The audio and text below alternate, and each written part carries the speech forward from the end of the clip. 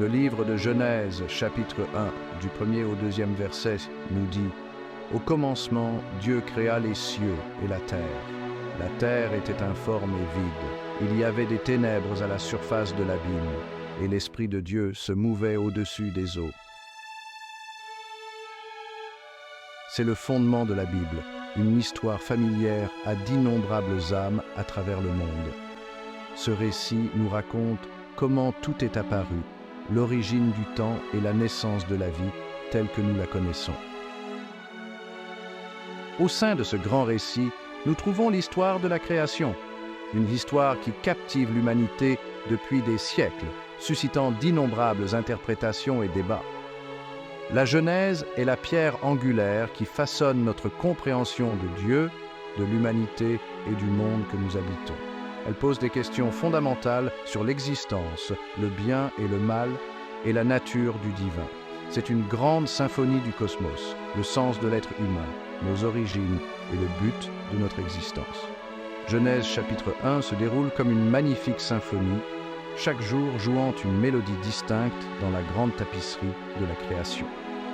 De la séparation de la lumière et des ténèbres à la formation de l'homme et de la femme, chaque événement témoigne de l'art divin. C'est l'histoire de la puissance de Dieu, la naissance de l'ordre à partir du chaos et la place unique de l'humanité dans tout cela.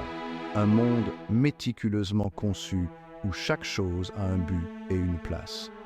Cette histoire continue de toucher les gens de toute confession, les amenant à réfléchir au mystère de l'existence et aux racines de notre être. Qu'elle soit interprétée littéralement ou métaphoriquement, la Genèse nous invite à contempler l'origine de la vie et le sens de l'être humain. Tout au long de l'histoire, ce texte a été exploré par des érudits, des théologiens et des gens ordinaires s'efforçant d'en percer le sens et la signification. Son influence transcende les frontières de la religion, s'infiltrant dans la philosophie, la science et l'art. Même dans la société contemporaine, les thèmes de la Genèse continuent de nous captiver, soulignant notre aspiration innée à un but et à une compréhension. C'est un pont qui relie l'ancien et le moderne, le divin et le terrestre. En tournant ces pages, nous rejoignons la multitude de ceux qui ont cherché la sagesse dans ces paroles, chaque génération puisant de nouvelles perspectives dans sa sagesse intemporelle. La Genèse est un livre de véritable commencement, non seulement le commencement du monde, mais aussi le commencement de notre voyage de découverte de soi.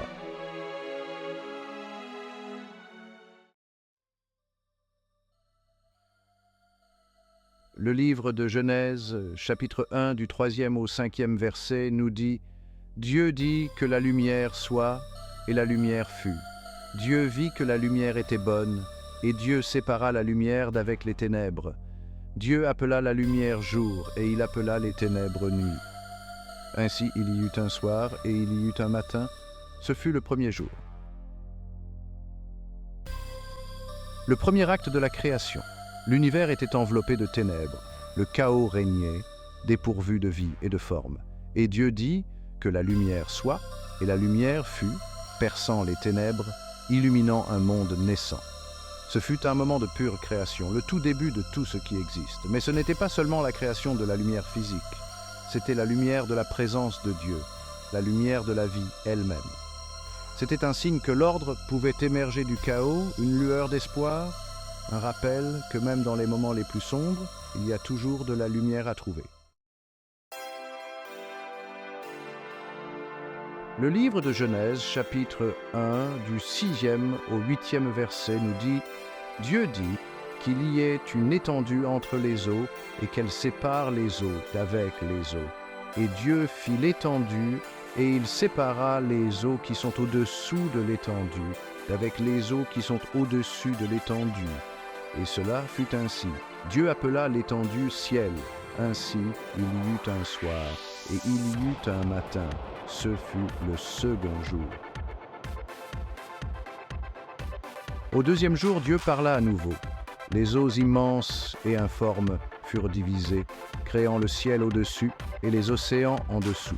Cette division n'était pas seulement un acte physique, mais une séparation profonde qui apporta structure et équilibre au monde. L'étendue où le ciel devint une toile pour les cieux, un espace où les nuages se rassembleraient, où les pluies tomberaient et où l'atmosphère bercerait la vie. Cet acte de séparation et d'organisation était une étape cruciale dans la préparation du monde pour la vie qui allait venir. Il témoignait de l'ordre méticuleux de la création de Dieu, où chaque élément avait sa place et son but. Les eaux d'en bas nourriraient la terre, tandis que l'étendue d'en haut la protégerait et la soutiendrait. Ainsi, le deuxième jour marqua la création d'un environnement harmonieux, préparant le terrain pour les merveilles qui suivraient. Le livre de Genèse chapitre 1 du 9e au 13e verset nous dit « Dieu dit que les eaux qui sont au-dessous du ciel se rassemblent en un seul lieu et que le sec paraisse. Et cela fut ainsi. Dieu appela le sec terre et il appela l'amas des eaux mers. Dieu vit que cela était bon. Puis Dieu dit que la terre produise de la verdure, de l'herbe portant de la semence, des arbres fruitiers donnant du fruit selon leur espèce, et ayant en eux leur semence sur la terre. Et cela fut ainsi. La terre produisit de la verdure, de l'herbe portant de la semence selon son espèce, et des arbres donnant du fruit et ayant en eux leur semence selon leur espèce. Dieu vit que cela était bon. Ainsi, il y eut un soir, et il y eut un matin. Ce fut le troisième jour. Le troisième jour apporta une transformation spectaculaire. Dieu rassembla les eaux, faisant apparaître la terre ferme, qu'il appela terre, et il appela mers les amas d'eau. Et les mers regorgeaient de créatures vivantes. Au fur et à mesure que les eaux se retiraient, des continents et des îles émergeaient des profondeurs, s'étendant comme une vaste tapisserie à la surface de la terre. Mais ce n'était pas un paysage stérile. Dieu ordonna à la terre de produire de la végétation de toutes sortes, des arbres, des herbes et des plantes portant des graines, chacune avec sa propre beauté et sa propre diversité. En ce jour, le règne végétal se réjouit dans toute sa splendeur. Le monde n'était plus une toile vierge, mais un système vivant et en évolution. C'était un témoignage de la puissance créatrice de Dieu et de son amour pour la beauté. Un monde débordant de couleurs, de formes et de vie. Le livre de Genèse, chapitre 1 du 14e au 19e verset nous dit « Dieu dit qu'il y ait des luminaires dans l'étendue du ciel pour séparer le jour d'avec la nuit, que ce soit des signes pour marquer les époques, les jours et les années. Et qu'ils servent de luminaires dans l'étendue du ciel pour éclairer la terre. Et cela fut ainsi. Dieu fit les deux grands luminaires, le plus grand luminaire pour présider au jour, et le plus petit luminaire pour présider à la nuit. Il fit aussi les étoiles. Dieu les plaça dans l'étendue du ciel pour éclairer la terre, pour présider au jour et à la nuit, et pour séparer la lumière d'avec les ténèbres. Dieu vit que cela était bon. Ainsi, il y eut un soir, et il y eut un matin. Ce fut le quatrième jour. Le quatrième jour, Dieu tourna son attention vers les cieux. Il créa le soleil, la lune et les étoiles, les plaçant dans l'étendue du ciel. Ces corps célestes n'étaient pas de simples décorations. Ils étaient des chronométreurs, régissant le jour et la nuit, les saisons et les années. Cet acte apporta ordre et rythme au monde nouvellement créé. C'était un témoignage de la conception complexe du plan divin, de son souci du détail, un rappel que nous vivons dans un univers ordonné. Un univers à la fois impressionnant par son immensité et précis dans son exactitude.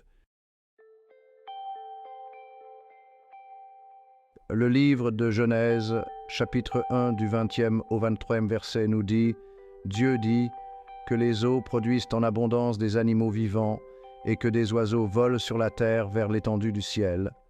Dieu créa les grands poissons et tous les animaux vivants qui se meuvent et que les eaux produisirent en abondance selon leur espèce. Il créa aussi tout oiseau ailé selon son espèce. Dieu vit que cela était bon. Dieu les bénit en disant « Soyez féconds, multipliez et remplissez les eaux des mers, et que les oiseaux multiplient sur la terre. Ainsi, il y eut un soir et il y eut un matin. Ce fut le 5e jour. Le 5e jour, les eaux et les cieux s'animèrent. Dieu ordonna aux eaux de grouiller de créatures vivantes, toutes sortes de créatures marines, du plus petit poisson à la plus grande baleine. Les cieux se remplirent d'oiseaux, chacun avec sa propre grâce et sa propre beauté. Ce fut un jour d'une diversité étonnante, un témoignage de la puissance créatrice illimitée de Dieu. C'est aussi un rappel que tout est lié, les créatures de la mer et du ciel, chacune jouant son rôle dans le délicat équilibre de la nature. Le livre de Genèse, chapitre 1, du 24e au 31e verset, nous dit « Dieu dit que la terre produise des animaux vivants selon leur espèce, du bétail, des reptiles et des animaux terrestres selon leur espèce. Et cela fut ainsi.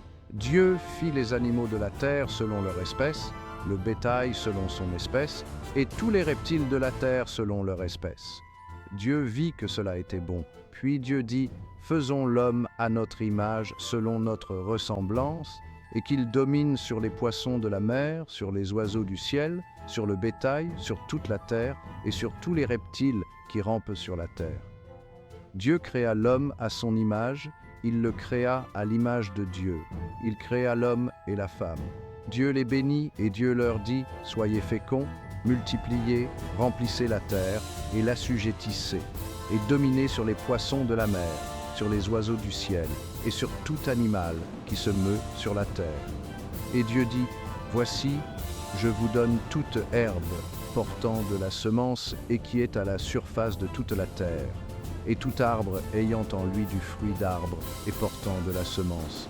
Ce sera votre nourriture, et à tout animal de la terre, à tout oiseau du ciel, et à tout ce qui se meut sur la terre, ayant en soi un souffle de vie, je donne toute herbe verte pour nourriture. » Et cela fut ainsi. Dieu vit tout ce qu'il avait fait, et voici, cela était très bon. Ainsi, il y eut un soir, et il y eut un matin. Ce fut le 6e jour. Le 6e jour, la terre elle-même s'anima. Dieu créa les animaux terrestres, du bétail domestique aux bêtes sauvages, toutes les créatures qui rampent sur la terre. Chacune unique, parfaitement adaptée à son environnement. Et puis, le summum de la création, les humains arrivèrent. Dieu créa l'homme à son image, le dotant de la capacité de penser, de créer et d'aimer. Ce fut un moment d'une profonde signification qui distingua l'humanité de toutes les autres créatures. Nous avons reçu la responsabilité de prendre soin de cette magnifique création, d'être les gardiens de la terre.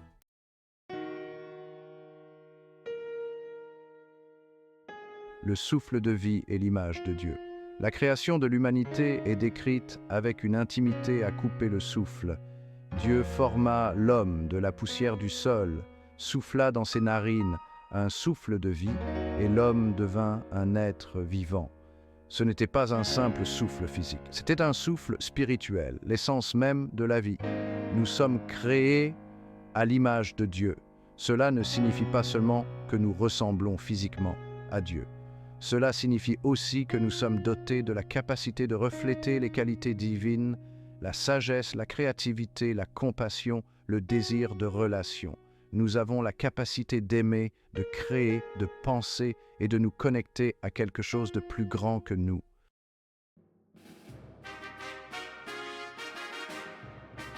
Du chaos à l'ordre, la puissance et la majesté de la création. L'histoire de la création dans la Genèse est un puissant témoignage de la puissance et de la majesté de Dieu. Ce récit ancien, transmis de génération en génération, continue d'inspirer l'admiration et d'instiller un sentiment d'émerveillement dans le cœur des croyants.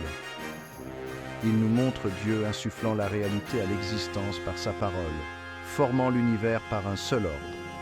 Les étoiles scintillantes et les galaxies tourbillonnantes, engendrées par la parole de Dieu, témoignent de son pouvoir créateur illimité. Dieu n'est pas distant ou indifférent. Il est intimement impliqué dans chaque aspect de sa création. De la plus grande galaxie à la plus petite feuille, chaque détail, aussi infime soit-il, a été soigneusement pensé et magnifiquement conçu, reflétant l'amour et le soin du Créateur. Mais c'est aussi une histoire d'ordre née du chaos. Au commencement, il y avait le chaos, un règne de pur potentiel, attendant d'être réalisé. De ce chaos a émergé l'univers. Mais grâce aux actions déterminées de Dieu, il est devenu un lieu de beauté, d'ordre et de vie. La transformation d'un vide informe en un jardin luxuriant et vibrant est un témoignage du pouvoir transformateur de l'intervention divine. C'est un rappel que même dans le chaos, Dieu est à l'œuvre, orchestrant toutes choses selon son dessein parfait. Peu importe à quel point les choses peuvent paraître sombres, le plan de Dieu continue de se dérouler, apportant lumière et espoir dans les recoins les plus sombres du monde. Cette histoire nous invite à placer notre confiance non seulement en Dieu, mais aussi dans la possibilité que l'ordre et la beauté émergent du chaos sous la direction d'un Créateur aimant.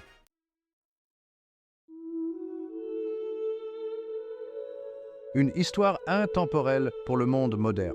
Même des milliers d'années après sa première narration, l'histoire de la création dans la Genèse continue de captiver le cœur et l'esprit des gens du monde entier.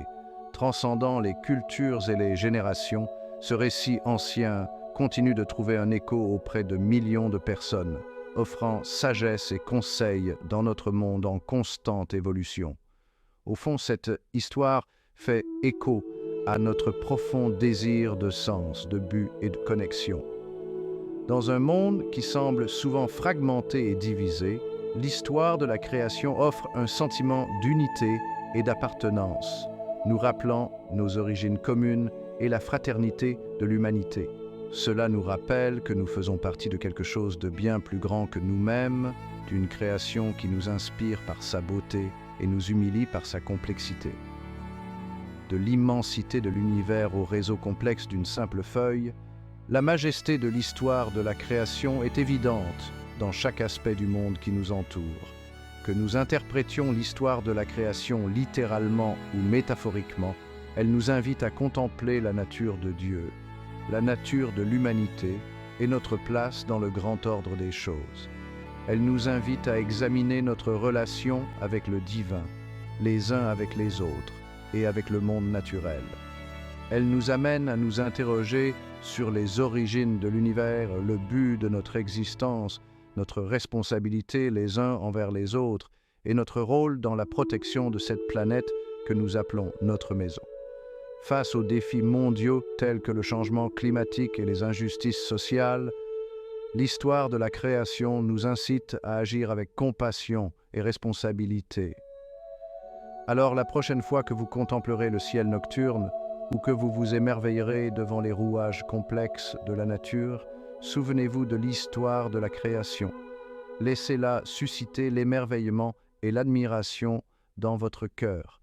Rappelez-vous que nous sommes tous liés et que notre désir de compréhension et d'harmonie avec le monde qui nous entoure est intemporel.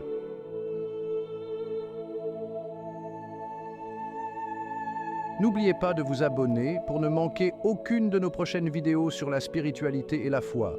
Cliquez sur le bouton d'abonnement et activez les notifications pour rester informé des nouvelles publications. Rejoignez notre communauté grandissante et ensemble, continuons à explorer et à partager la sagesse divine. Merci pour votre soutien et à très bientôt.